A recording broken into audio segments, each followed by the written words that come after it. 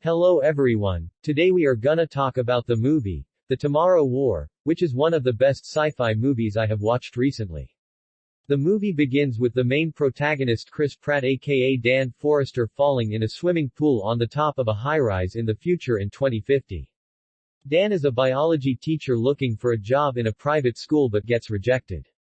It was a Christmas party at Dan's house.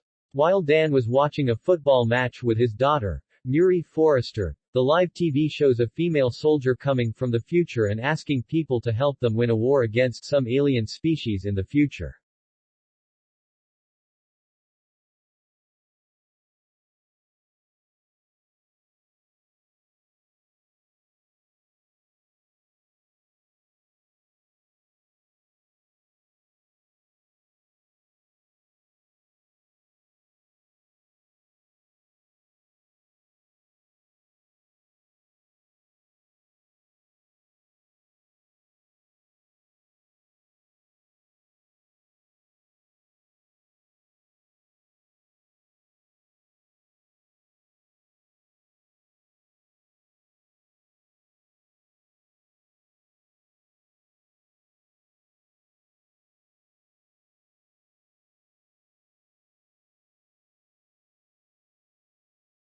When he was teaching at the school, he got a message from the military asking him to report at the nearest MEPS.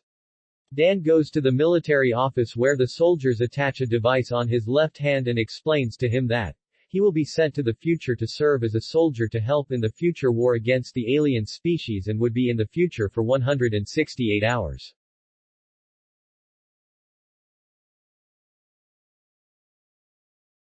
A soldier at the MEPS asks Dan to bite toothguard but Dan don't listen to the soldier. The officers ask Dan to give details about his family members just in case anything happens in the war.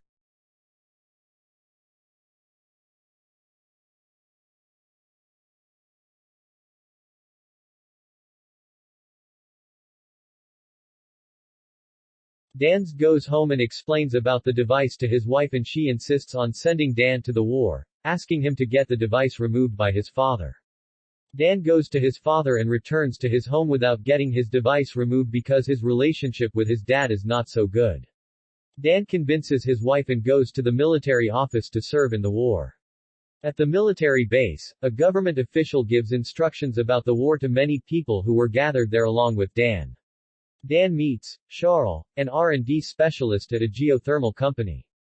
Dan and Charlie are assigned into the R Force and all of them are sent to the future. They land on the rooftop of a building since the output coordinates went wrong. Dan's team is given orders to find and rescue medical team before the entire city gets bombed. Dan's team goes to the instructed location by keeping Nora and Robert as a watch team. Dan's team enters a building and reaches to the 7th floor only to find out that the whole medical team is dead. Dan reports the same to the command and gets new instructions to collect all the data, biomedical instruments and a set of 12 blue ampoules and return. Dan's team collects the required materials and heads out to return to the base. As the team goes down through the stairs in the back of the building, a strange-looking white alien aka White Spike is observed watching the team and it attacks the team with a spike and kills a member instantly. As the team starts firing at the alien, more of them keep coming and attacking them.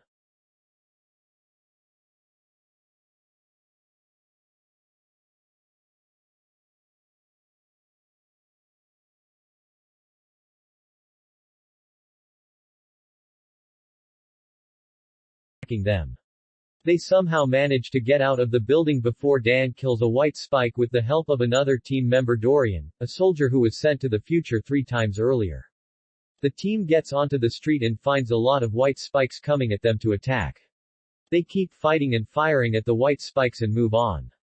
The Romeo command sends in a backup to help the team come back but a group of ferocious White Spikes kill the team. Now, the only goal of Dan's team is to make it out of the city before the airstrike team blows it up.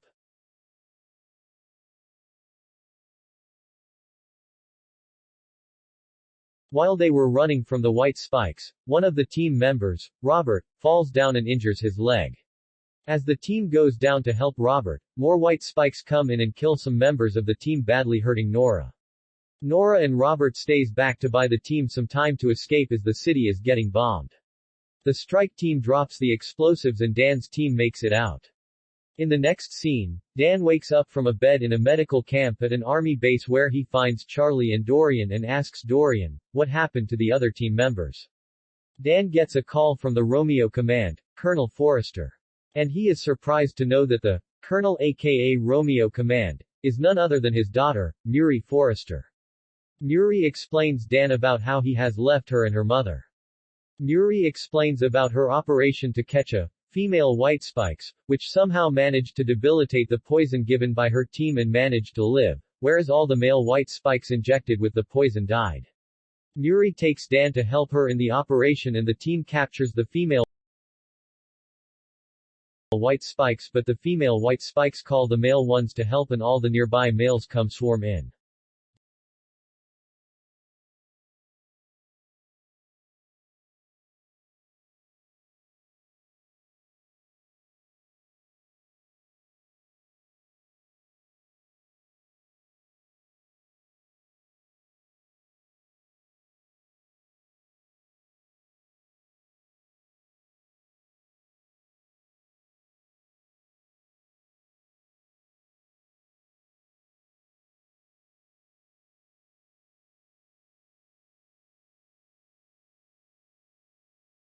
Murray and Dan take an army vehicle and reach the shore, killing the male white spikes. There, Murray explains to Dan how he left her and her mother and died in a car accident. They are then picked by a helicopter and headed to Deepswell 9, a place in the sea near Bahamas with some advanced laboratories.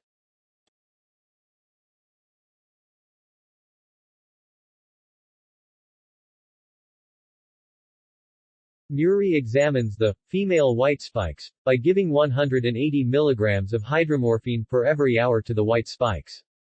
Dan comes into the laboratory and helps Murray in taking a blood sample from the white spikes, and then Murray performs some tests to find out what makes the female spikes resistant to the poison.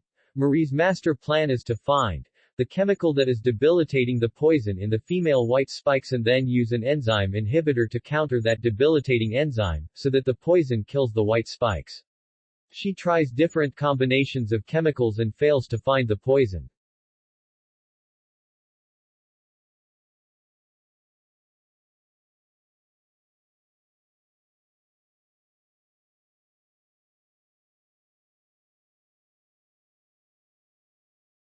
Murray performs countless number of tests hoping to find a poison to kill the white spikes and to stop their population from growing enormously. She uses different types of chemicals and tries a lot of combinations without taking rest. Later, when Dan comes at dawn, she was finally able to create a poison that would kill the female white spikes. Then the female spikes gets back conscious and screams, drawing all the male white spikes to the facility. A very big swarm of male white spikes swim to the facility and climbs over the wall and enters the facility to save the female white spikes. Since there is only one sample of the poison that is effective, their main goal is to send Dan back to present with the effective sample so that more of it could be produced to kill the white spikes in a much easier way. The white spikes destroy the entire facility. Dan and Murray get surrounded by the white spikes without leaving them any choice. They both decide to make their way to the helipad by killing some of the white spikes. While they were about to get near to the helipad, the female white spikes hits Murray in the lower abdomen with its spike. The female white spikes show up again and drag Murray away as the metal raft they were lying on collapsed. Dan's duty time in the future gets over and Dan is instantly pulled back to present that as 2022. Dan explains to the officers about what is to be done and gets to know that the jump link to the future is broken and they now can't go to the future. Dan meets Dorian to explain to him and ask for help. Dorian agrees to help Dan and gives the white spikes nail he had to Dan and asks him to check if he could find anything from it. Dan takes the nail to Charlie where he finds volcanic dust from Russia on that nail. Charlie asks Dan if he knows someone who has a good knowledge on volcanoes. Dan then goes to Martin, a student at his school who is very passionate about volcanoes and has a very good knowledge on volcanoes. Dan finds out that the white spikes originally came from under a volcano in Russia and decides to go to Russia.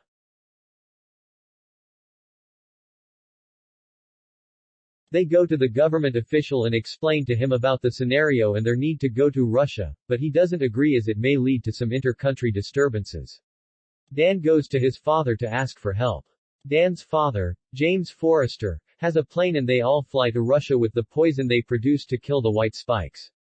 They land in a mountain range covered in snow and ice and uses some radiation detectors to find the spaceship white spikes used to come to Earth. Once they find the location, they make a big hole using some explosives and goes through a cave under the iced ground to reach the spaceship. James and Charlie stays outside to kill any of the white spikes escaped from inside, while the other team members go inside.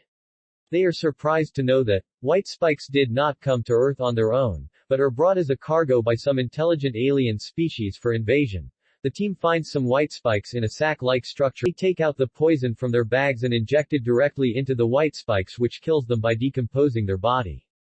While this was happening, all other such resting white spikes wake up and begin to attack the team. The team fires at them to kill, but some white spikes manage to escape from the ship, and now it's the duty of James and Charlie to prevent the escaped white spikes from reaching the surface.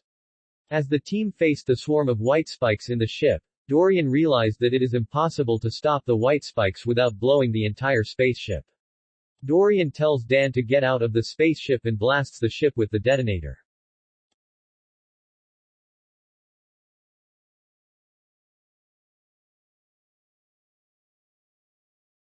Dan makes it alive out of the blast.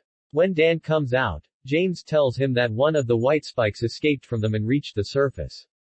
The trio Dan, James and Charlie has to take on one white spikes in order to stop it from breeding more of them. James tricks it with his jacket filled with snow. Dan fights the white spikes and takes its eyes out.